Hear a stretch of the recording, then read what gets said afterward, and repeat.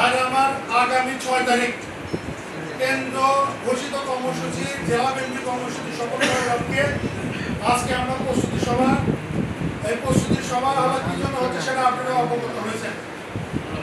এই জুলাই মাস, এই আগস্ট মাস, আগামীকাল 5 তারিখ শেখ হাসিনা বাংলাদেশ থেকে ভাগার দিন।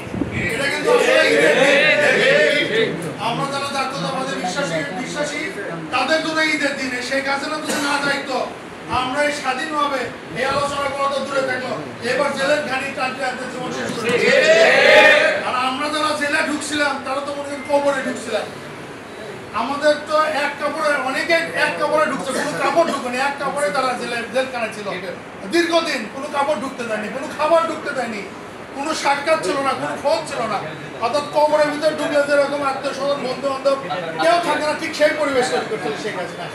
এবং জেলখানার ভিতর জেলখানা, অর্থাৎ লকআপের ভিতর আবার লকআপ বন্দি, জেলখানার ভিতর আবার লকআপ বন্দি, যে কোনো কারণে হলে দেখা যাচ্ছে ঘরের মধ্যে তুলে আবার লকআপ বন্দি, এমনকি বারান্দার পর্যন্ত যাইতে দেয়নি।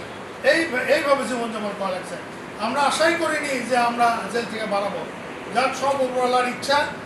আর এই হলো ছাত্র এবং সাধারণ জনতা যারা খাদ্যদের সহযোগিতা করছে, যারা ওই ধাওয়া খেয়ে লুকাইছে তাদেরকে লুকে রাখার ব্যবস্থা করছে, যারা চিকিৎসা সেবা দিছে, এরাও কিন্তু জুলাই যোদ্ধা ছিল, তারাই যোদ্ধা তা কিন্তু না। এই যুদ্ধটা সফল হওয়ার একটাই কারণ হলো সারা বাংলাদেশের মানুষ মনে প্রাণে এই আন্দোলনকে সমর্থন দিচ্ছে, বিধায় এই আন্দোলন সফল হচ্ছে।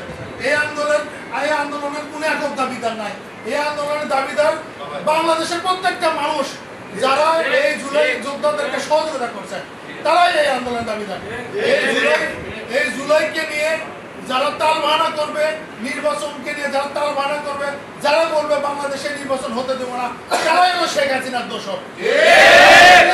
যে কোনো বললে আমরা জাতীয়তাবাদী শক্তি এই দোষরদের প্রতিহত করবো ইনশাল্লাহ। তবে আজকে এই আগামী 6 তারিখে যে আমরা এই বিজয় র্যালি করব, সেই র্যালিটা স্বতঃস্ফূর্তভাবে পালন করার জন্য আপনারা স্ব ওয়ার্ড থেকে মিছিল সহকারে আসবেন। 1 নম্বর ওয়ার্ড থেকে আশা করি আলোচনা শুরু করবো আমরা। আমাদেরও সময় দেওয়া হচ্ছে বিকাল 3:30টায়। আর ভেন্যু আমরা করবো পুলিশ প্লাজাতে, রানা প্লাজাতে আমরা ভেন্যু করবো। এটা আপনারা বিবেচনায় রাখবেন। এই বলে আমি আমার সংক্ষিপ্ত কথা বলা শেষ করলাম। খোদা হাফেজ। বাংলাদেশ জিন্দাবাদ। শহীদ জামরক, খালেদা জিয়া জিন্দাবাদ, তারেক রহমান জিন্দাবাদ। সবাইকে ধন্যবাদ।